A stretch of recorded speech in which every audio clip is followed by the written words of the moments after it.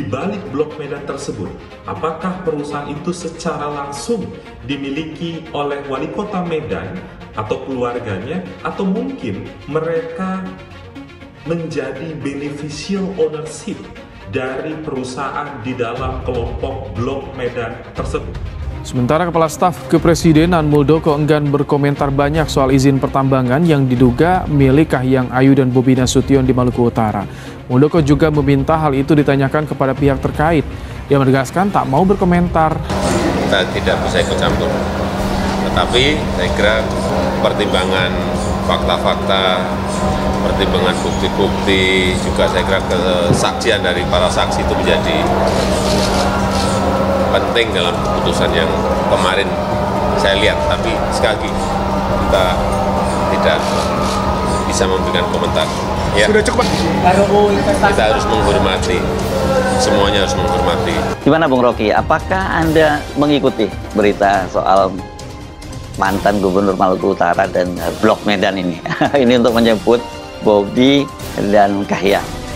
Ya, saya mengikuti berita itu, dan itu satu fakta baru betapa sesuatu yang seolah-olah tidak disembunyikan oleh sistem kekuasaan akhirnya dibuka juga tuh. Dan sangat bagus bahwa seorang mantan pejabat atau mantan gubernur Maluku akhirnya berupaya untuk membantu publik memahami apa sebenarnya yang terjadi dengan kasus yang diberi quotes atau sandi Blok Medan. Dan itu menunjukkan bahwa begitu banyak sebetulnya hal yang di hari-hari yang lalu masih bisa disembunyikan, tapi kemudian makin lama makin terbuka karena kepentingan publik. Jadi pejabat atau mantan pejabat gubernur Maluku ini menganggap bahwa dia akan punya banyak kesalahan kalau dia tidak buka itu. Dia semacam panggilan, sering saya sebut moral call, panggilan nurani untuk memulai kembali memulihkan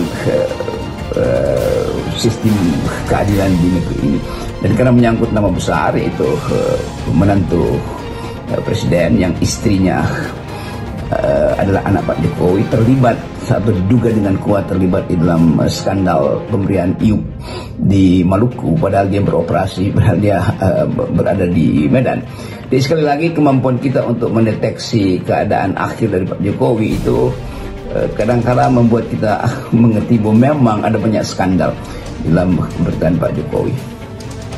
Iya, pada akhirnya kita bisa menduga-duga ya bahwa menjelang akhir pejabatan Pak Jokowi ini, bahkan nanti setelah Pak Jokowi tidak lagi menjabat, itu pasti banyak pejabat atau petinggi negara yang paham atau tahu, bahkan terlibat langsung dengan kasusnya Pak Jokowi atau kasus bisnis Pak Jokowi dan keluarganya, pasti mulai bongkar-bongkaran.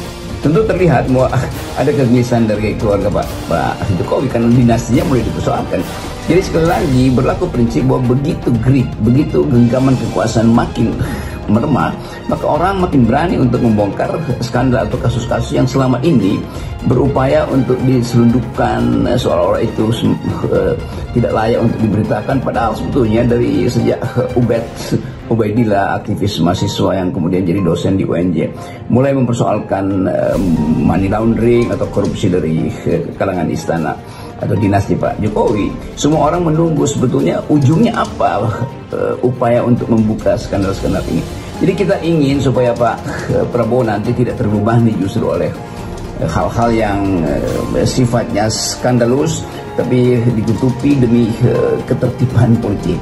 Yang lebih penting adalah memastikan bahwa ketertiban politik itu berbahaya kalau justru dia melanggar etika publik, yaitu hak rakyat untuk mengetahui skandal-skandal itu.